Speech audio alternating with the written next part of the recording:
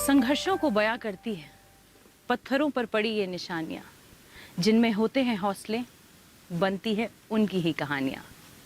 और ठीक ऐसी ही कहानी है आज की, जो राष्ट्रीय फलक पर छा जाए। कहते हैं ना, जहां चाह वहां राह। चाहत रास्ते को आसान बना देती है और मंजिल को करीब ले आती है। और महज बात नहीं है ये, बल्कि इसे हकीकत कर दिखाया है झारखंड के आरा केरम गांव के लोगों ने। झारखंड भारत का वह भूखंड है जिसे अकल्पनीय प्राकृतिक सौंदर्य, अद्भुत और अद्वितीय सांस्कृतिक और सामाजिक ताना बाना, गौरवमयी इतिहास विरासत के रूप में मिली है। यहाँ की रत्न गर्भा धरती इसे विशिष्ट बनाती है। ये कहना गलत नहीं होगा कि झारखंड विशिष्टताओं का प्रदेश है। यहाँ की भौगोलिक बनावट सुंदरता का एहसास तो कराते हैं, मगर यहाँ के निवासियों के जीवन को संघर्षशील भी बनाते हैं। पर यहाँ के लोगों की जीवटता है कि ये पत्थरों से भी पानी निकालने की कला जानते हैं। हेलो पूजा। हेलो, आज कहाँ जा रही हो? आज मैं जा रही हूँ ओरमांझी प्रखंड के आरा केरम गाँव। आरा केरम? हाँ, वही गाँव जिसकी चर्चा हमारे माननीय प्रधानमंत्री ने मन की बात में की थी। आरा केरम के बारे में विस्तार से बताओ ना। राज्य की राजधानी रांची से महज 30 किलोमीटर की दूरी पर पहाड़ी तराइयों में बसा ये गांव देखने में तो भारत के अन्य गांवों की तरह ही दिखलाई देता है, पर यहाँ काफी कुछ खास है। रास्ते में हमें मिलता है टेगोर हिल, जिसकी ऊंचाई लगभग 300 फीट है। ये शहर का एक रमणीय स्थल है। कभी गुरुदेव रविन्द्रनाथ टैगोर के परिवार के लिए साहित्य साधना का ये केंद्र रहा है। और ठीक उसी तरह आरा केरम गांव के लोग अपने लिए एक इतिहास लिख रहे हैं। और इस इतिहास को लिखने में आरा केरम गांव के लोगों को वर्षों लगे हैं। तो आइए हम भी उनके सफर में उनके सहगामी बने। पूजा, तुम साथ में बनी रहो, तुम्हें सारी जानकारी मिलती रहेगी। आरा केरम के अतीत के आईने में झांके तो आप सिहर उठेंगे। नशे की गिरफ्त में पड़े यहाँ के लोग, रोजगार विहीन, गरीबी की दलदल में फंसे, शिक्षा से कोसों दूर जैसे तैसे गुजारा करते थे।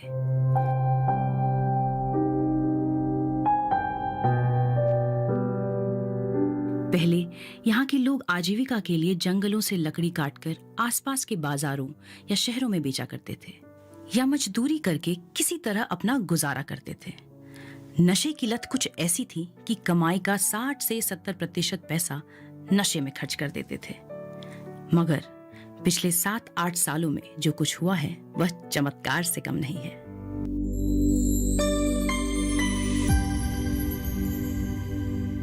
पूजा, तुम्हें पता है आरा केरम का बच्चा बच्चा नशे में है। अरे, मैं उस नशे की बात नहीं कर रही। आज इनके अंदर जो नशा है वो नशा है विकास का, प्रगति का, सद्भावना का, सहयोग का, स्वच्छता का। आज यहाँ काफी कुछ बदल चुका है। राज्य का ये पहला गांव है जो पूरी तरह से नशा मुक्त है और जिसे राज्य सरकार ने आदर्श ग्राम घोषित किया है।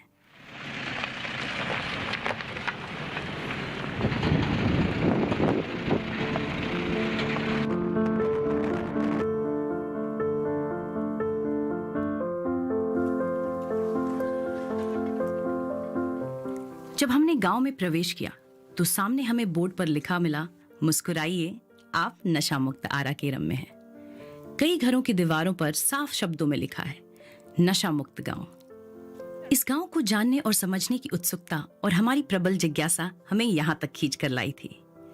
गाड़ी से उतरकर हम गांव के एक चौराहे पर खड़े थे। आते जाते कुछ लोग हमें दिखाई दे रहे थे, बाकी लोग सभी अपनी दिनचर्या में व्यस्त थे। अरे वाह, यह बोर्ड तो काफी दिलचस्प लग रहा है। नशाबंदी, लोटाबंदी, चराई बंदी, कुल्हाड़ी बंदी, सारी नकारात्मक चीजें यहाँ तो बंद हैं। काफी अद्भुत मालूम पड़ता है ये गांव। वैसे यहाँ की साफ और पक्की रोड को देखें तो इस गांव की कहानी खुद ही बयां कर रहे हैं ये। तो चलो गांव के अंदर चलते हैं। अब ये क्या, मुझे कोई आता हुआ भी दिख रहा है। चलो उनसे मिलते हैं।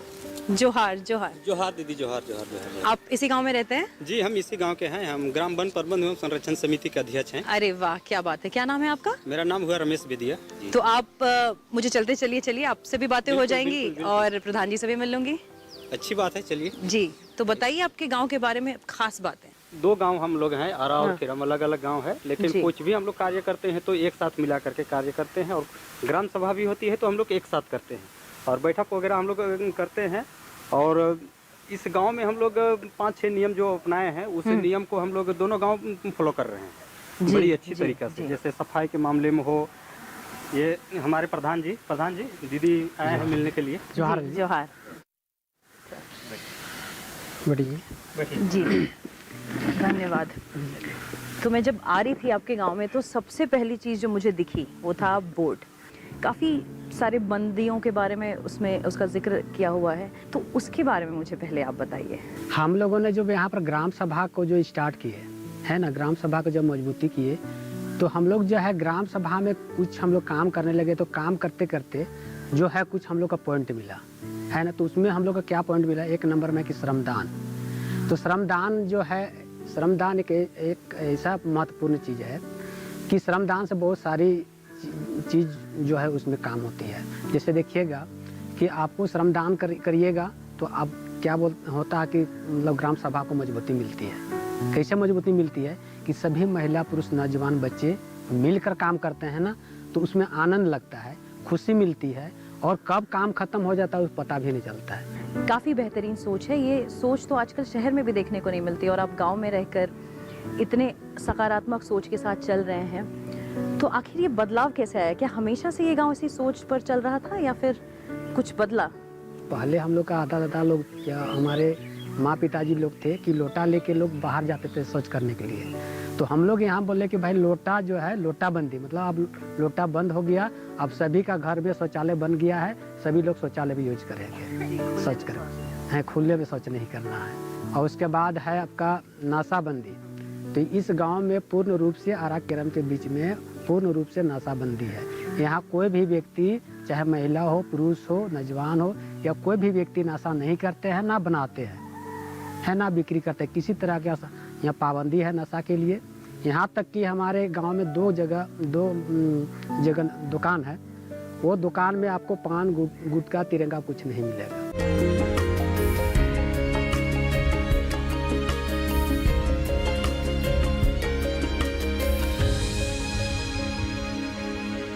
तिमिर घना पर तय सूरज को आना है, राह दिखाया अब मंजिल हमको पाना है।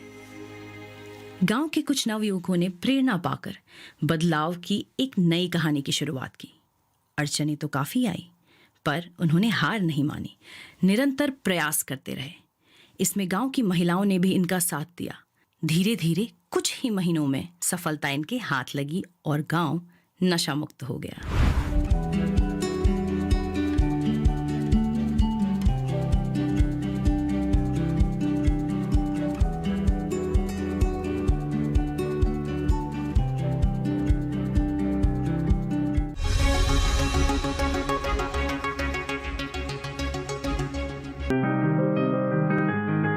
बीमारियों से कैसे बचेगी फसल,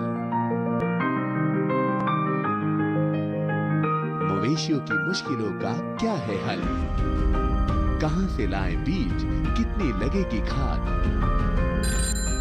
किसानों के हर फोन का विशेषज्ञ देंगे जवाब। देखिए हेलो किसान लाइव, सोमवार से शुक्रवार शाम 6 बजे।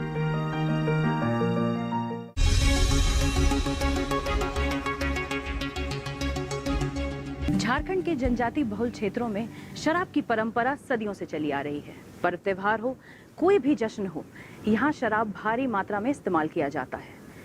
पर इसके इस्तेमाल से किसी का भला नहीं हो रहा। कई घर उजड़ रहे हैं, लोग अशिक्षित रह रहे हैं, गरीबी के दलदल में लोग फंसते जा रहे हैं, और इसी बुरी परंपरा को खत्म करना ही यहाँ के नवयुवकों ने उचित समझा। हालांकि शुरुआती दिनों में अड़चनें तो बहुत आई, पर इन लोगों ने हार नहीं मानी और निरंतर प्रयास करते रहे। यहाँ की महिलाओं का इस कार्य में बहुत अहम योगदान रहा है।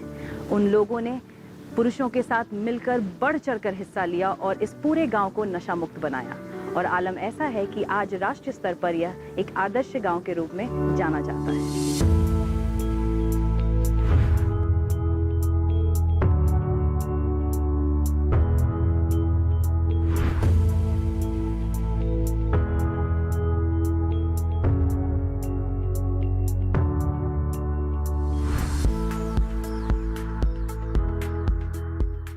नशे की बेसुधी से अब लोग जाग चुके थे। कर्म और श्रम का मोल समझ में आने लगा था। लोगों ने मिलकर तय किया कि गांव का विकास कैसे किया जाए। अब इनके पास जागरूक सोच वाली सामूहिक ताकत थी। इंसान के लिए आजीविका सबसे पहली और आवश्यक जरूरत है। अब तक लोग जंगलों की लकड़ियों और मजदूरी पर निर्भर थे। ऐसा नहीं था कि इनके पास जमीन नहीं थी। सैकड़ों एकड़ जमीन पड़ी थी, पर इस पर खेती करना आसान नहीं था, क्योंकि इनके सामने पानी की सबसे बड़ी समस्या थी। पहाड़ी क्षेत्र होने की वजह से पानी बहकर निकल जाता था। ऐसे में जल संरक्षण आवश्यक था। गांव वालों ने मिलकर बैठक की और ग्राम सभा में यह निर्णय लिया कि श्रम दान कर पहाड़ से पानी को रोकने के लिए जगह जगह पर बांध का निर्माण किया जाएगा। सभी लोगों ने सहमति दी और लगातार 70 दिनों के सामूहिक प्रयास से पूरे पहाड़ पर 700 से अधिक loose boulder structure check dam का निर्माण किया गया। ये काम इतना आसान नहीं था। गांव वालों का कहना है कि इसके लिए सरकारी प्रयास पहले भी किए गए थे, पर आधुनिक तकनीक फेल हो गई। पर इन लोगों ने परंपरागत तरीके से इस काम को सफलतापूर्वक कर दिखाया।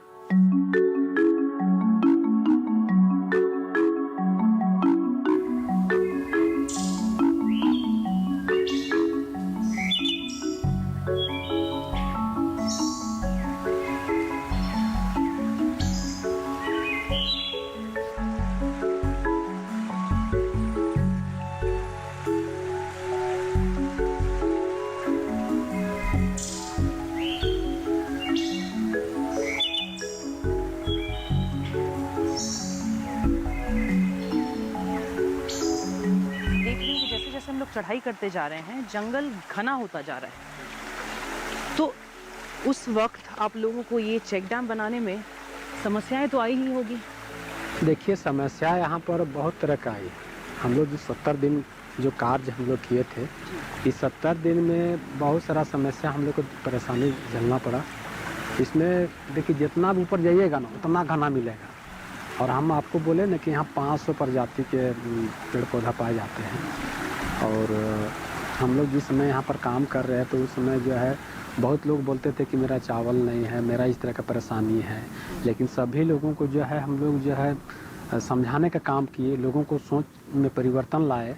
इस पर हम लोग जो उन लोगों को विशेष रूप से हम लोग जो है समझाने का काम किए। और यहाँ पर हम लोग जो सुबह है मतलब अपना टिफिन बांध के आते थे करीब 7 बजे और हम लोग करीब शाम को 6 बजे लगते थे।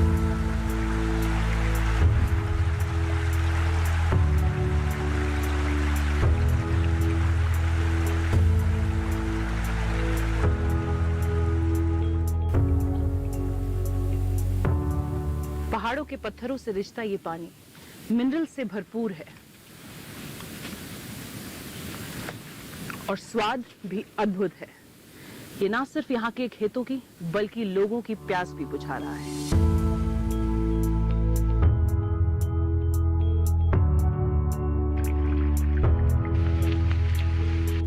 सोई तकदीर जगा देंगे, कल को अंबर भी झुका देंगे। गांव वालों की दृढ़ इच्छा शक्ति ने उन्हें एक नया जीवन दिया। उनके इस भगीरथी प्रयास से गंगा खेतों में उतरकर हरियाली लाई और उनके जीवन में खुशहाली आई।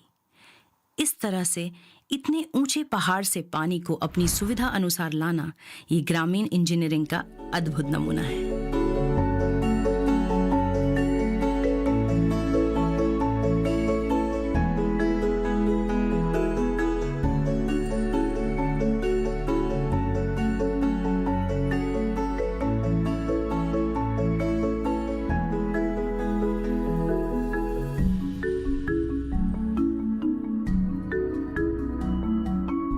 जल प्रबंधन का इनका काम यही नहीं रुका। बरसात का पानी जो बहकर निकल जाता था उसे रोकने के लिए गांव के चारों ओर लगभग 60 एकड़ में ट्रेंच का निर्माण किया गया ताकि ग्राउंड वाटर लेवल को भी संरक्षित किया जाए। इससे आसपास की जमीन भी उपजाऊ हुई। जल ही जीवन है। आरा केरम गांव के लोगों को ये बात भली भांति समझ आ गई थी। वो जान गए थे कि पानी के एक एक बूंद का जीवन में क्या महत्व है। यही कारण है वे घर के उपयोग में आने वाले पानी का भी संरक्षण कर रहे हैं। गांव के हर घर में सोख्ते का निर्माण किया गया है। जो ही आप देख रहे हैं सोख्ता गड्ढा इस गांव में, पहले जो बारिश होती थी तो पहले का पानी जो है डायरेक्ट चला जाता था। तो उस समय जो अगल बगल में कच्चा घर है, मकान है, बिल्डिंग है, तो वगैरह वगैरह जब जो है ये सब जो है धीरे धीरे नमी होने के कारण कच्चा घर भी जो है कि तोड़ फोड़ जाता था। फिर जो पक्का घर वो भी थोड़ा सा ढीला हो जाता था। हम लोग सोचे भाई गांव का पानी जो है तो गांव में हम लोग रखेंगे, इसलिए हम लोग सोख्ता गड्ढा इसको गड्ढा किया और इसमें 15 से 20 दिन रहता है पानी। जो और इस पानी से जो है कि जो अगल बगल पपीता पपाया का पेड़ लगा उससे भी इसको सजीव मिलता है, जान मिलता है। और जो आगे जो हम लोग की खेती है या जो भी है उसको जो है कुछ यहाँ से नमी होने के कारण जो खेत में भी अगल बगल में जो बारी है उसमें नमी रहता है।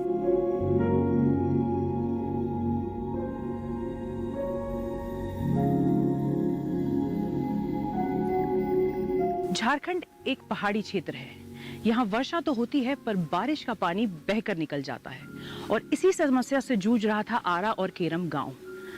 आप यहाँ आज देख सकते हैं कि चाहे वो तालाब के रूप में हो या टीसीबी के रूप में हो या loose boulder structure check dam के रूप में हो, इन लोगों ने सफलतापूर्वक पानी के बहाव को रोका है।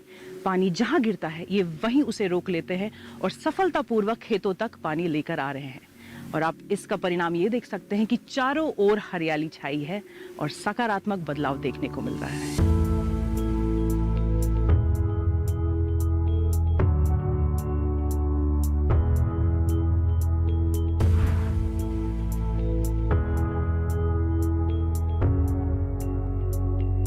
कृषि के क्षेत्र में आधुनिक तकनीक का इस्तेमाल कर आरा केरम के किसान पानी का संरक्षण कर रहे हैं। यहाँ लगभग 35 एकड़ जमीन पर ड्रिप इरिगेशन का इस्तेमाल हो रहा है। कल तक जो जमीन यूं ही पड़ती रह जाती थी, वहां इसके माध्यम से विभिन्न तरह की सब्जियों की खेती कर रहे हैं और लाखों की आमदनी ले रहे हैं।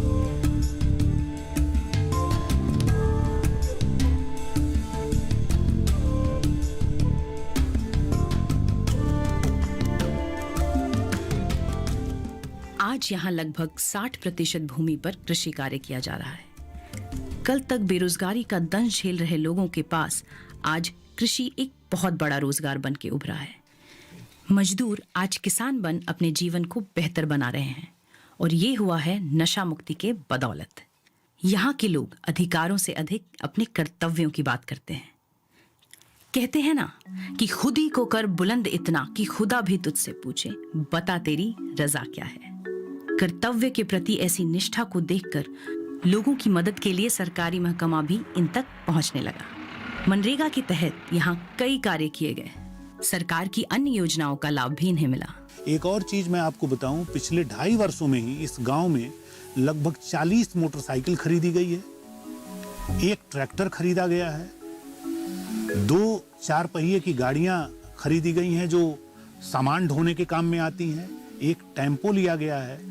और इतना ही नहीं, जो गांव का सबसे गरीब व्यक्ति था, सूरज यहाँ बैठा हुआ है, उसने, जिसके पास 1 इंच जमीन नहीं थी अपने गांव के लिए, वो जिस घर में रहता है वो घर भी दूसरे के दान की दी गई की जमीन है, उसने सिर्फ सुअर पालन करके वो प्रतिवर्ष 7 लाख रुपए नेट प्रॉफिट कमाता है। और अभी स्विफ्ट डिजायर कार पिछले साल जनवरी में खरीदा है, कैश दे करके खरीदा है। मैंने पूछा कि क्या करोगे इस गाड़ी का, तो कहता है सर गांव के लोगों के काम आएगा, लोग जहां जाना हो जाएं। कल्पना कर सकते हैं कि 7 लाख रुपए का नेट प्रॉफिट कमा रहा है और अभी जो 6 महीने बाद उसका नेट प्रॉफिट 21 लाख रुपए पर एनम होगा। आप कल्पना कर सकते हैं मैं क्या कह रहा हूं? जितना मेरा वेतन है ग्रास, उतना उसकी नेट प्रॉफिट होगी 6 महीने बाद, क्योंकि अब वो बड़ा शेड बना रहा है और अब उस 3 गुना सुअर पालेगा। अभी लगभग 87 सुअर उसके पास थे, लास्ट टाइम में आया था वो बता रहा था। अब उसके पास लगभग सुअर की संख्या 3 गुनी हो जाएगी, 200 के करीब हो जाएगी।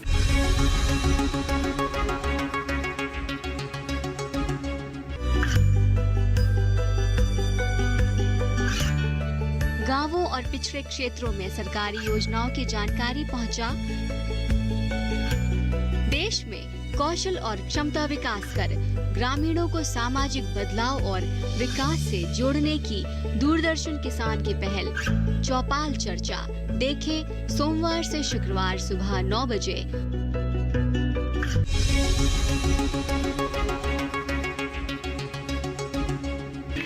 कृषि के साथ साथ पशुपालन भी इनकी आमदनी का प्रमुख जरिया है। यहाँ के लोग गाय, बकरी, सुअर, मुर्गी और मछली पालन भी करते रहे हैं। सरकारी योजनाओं के तहत यहाँ के किसानों को सुकर और बकरी पालन के लिए शेड भी उपलब्ध कराए गए हैं। तालाबों और डोभा में किसान मछली पालन भी कर रहे हैं। वन झारखंड की पहचान है। सच पूछा जाए तो जंगल पर्यावरण का पर्याय है। यहाँ के लोग पर्यावरण के प्रति काफी जागरूक हैं। जंगली जीवों के शिकार यहाँ पर प्रतिबंधित है। इस पूरे क्षेत्र में करीब 400 एकड़ जमीन पर जंगल है। तो हम लोग इसी स्थान पर हम लोग वन रक्षाबंधन करते हैं और ये हम लोग का राखी है, जो हम लोग राखी जो बोलते हैं, रक्षा सूत्र जो बोलते हैं, इसी को हम लोग बांधते हैं। देखिए ये सूती, प्योर सूती का है, मार्किन कपड़ा इसको हम लोग बोलते हैं और इसको हम लोग बांधते हैं ऐसे करके। और इसको हम लोग 14 अप्रैल को हम लोग करते हैं। 2015 में हम लोग शुरुआत की और प्रत्येक साल 14 अप्रैल को हम लोग वर्षगांठ मनाते हैं। जैसे कोई बड़े आदमी लोगों का जो है सो जन्मदिन मनाता है, ठीक उसी प्रकार हम लोग इसको भी माँ वन देवी को हम लोग वन रक्षाबंधन के रूप में मनाते हैं। और उस दिन यहाँ काफ़ी लोग उपस्थित रहते हैं। बच्चे लोग नुक्कड़ नाटक करते हैं, कुछ पर्यावरण संबंधित भाषण वगैरह करते हैं, कुछ बड़ी अच्छे जो है सो बातें बताई जाती है।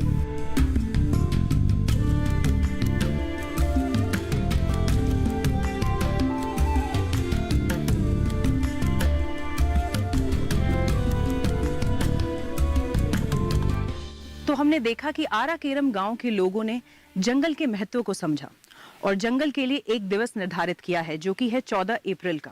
उस दिन गांव के सारे लोग इकट्ठा होते हैं और यहाँ पर दिया जलाते हैं।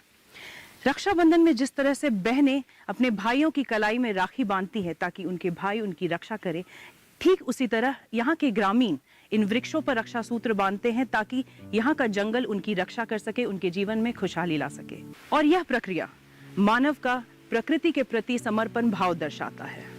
पर्यावरण के प्रति ऐसा प्रेम लोगों को प्रेरणा प्रदान करता है। पर्यावरण को प्रदूषित करने में रासायनिक खेती का भी बहुत बड़ा योगदान होता है। इसके साथ ही इसका दुष्प्रभाव हमारे स्वास्थ्य पर भी पड़ता है।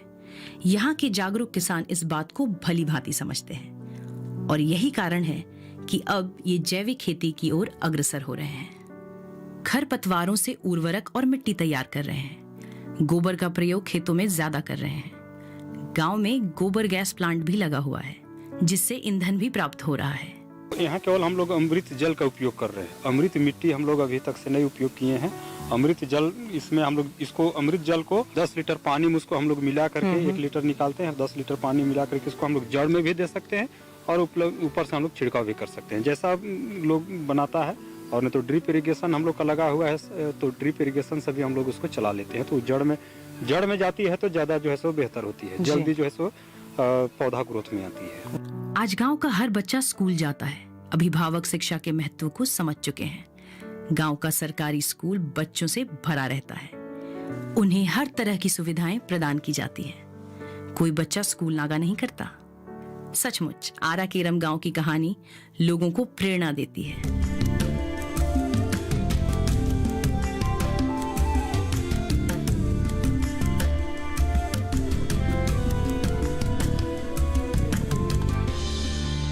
गांव के विकास में ग्राम सभा और महिला समिति की सशक्त भूमिका है। यहाँ की ग्राम सभा एक छोटा मंत्रिमंडल है। यहाँ के अलग अलग सदस्यों को अलग अलग जिम्मेदारी सौंपी गई है। कोई वन रक्षा का काम देखता है तो कोई कृषि का, कोई जल का, कोई बिजली का, और सभी पूरे योजनाबद्ध तरीके से काम करते हैं। हर सप्ताह ग्राम सभा की बैठक होती है जिसमें गांव के विकास के मुद्दों पर चर्चा की जाती है।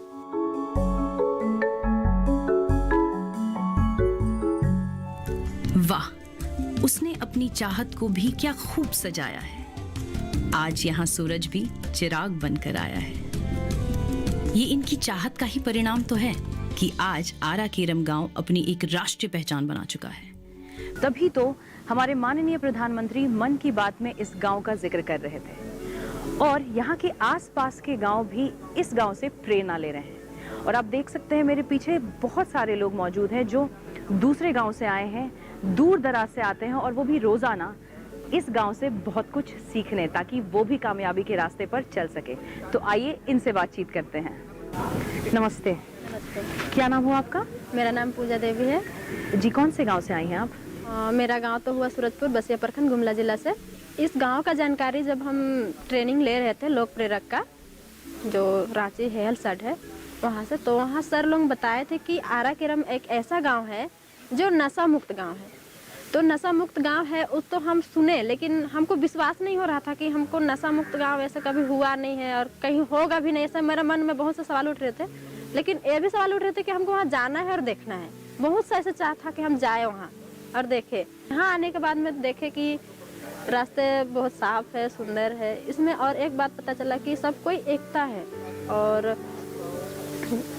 श्रमदान सीखे। श्रमदान को सीख के अपने गांव पे अभी हम कर रहे हैं, तो उसमें हमको जो सीखे और गांव के जो लोग हैं उसके सामने बात रखे, तो वो लोग भी काफ़ी मदद कर रहे हैं। जो चीज़ अच्छा है उसको कर रहे हैं। देखे कि यहाँ हकीकत में ही रोड सभी बहुत साफ है, जगह जगह प्लास्टिक भी देखने को नहीं मिलता है। तो यहाँ आके हम लोग बहुत कुछ ऐसे सीखे दीदी। फिर यहाँ चराईबंदी भी नहीं हुआ है। और यहाँ हम एक चीज़ देखें दीदी कि यहाँ वन रक्षा का कार्यक्रम भी होता है, जो जंगल में एक हम लोग भाई बहन का जो राखी बांधते हैं, उसी तरह जंगल में भी यहाँ राखी बांधते हैं। हम लोग को वहाँ देखने के लिए मिला।